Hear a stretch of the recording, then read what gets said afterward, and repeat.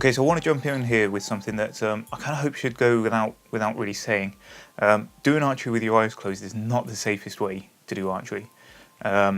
This isn't something I would recommend if you're shooting at home, sort of doing any backyard shooting where if you miss the target there's a chance of even the slightest chance of causing injury to somebody.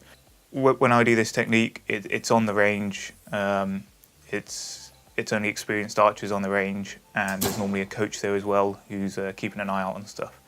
As well as that, I bring that target all the way forwards, pretty much to the end of my long rod, just because this technique isn't about trying to get good groupings, trying to get good accuracy. It's purely about removing the distraction of sight, of looking, to allow you to focus really on what your body's doing, and how you're what your process is when you're doing that shot. One of the big things I noticed once I started closing my eyes was it was just all the small details that you pick up on that you wouldn't notice if you're focusing on the visual side of archery.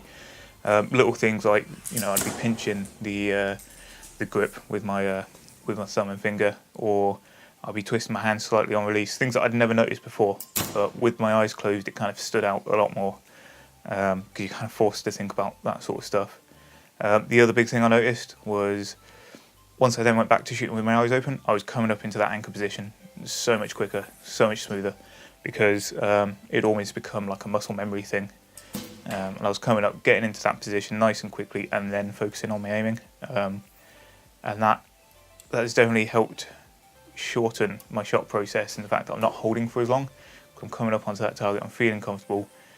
Once I got that sight on where I want it on the target, ignore it and just focus on that pull through, focus on that back tension, and getting a good shot and a good release. So if you have a safe place to try this technique, I strongly recommend it. It will help you pick up more stuff in your technique.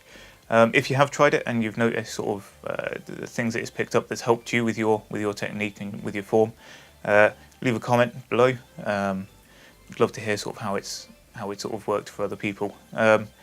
So if you've liked this video, click like. If you've not liked it, click dislike. And if you want to see more of these, don't forget to hit that subscribe button. See you next time.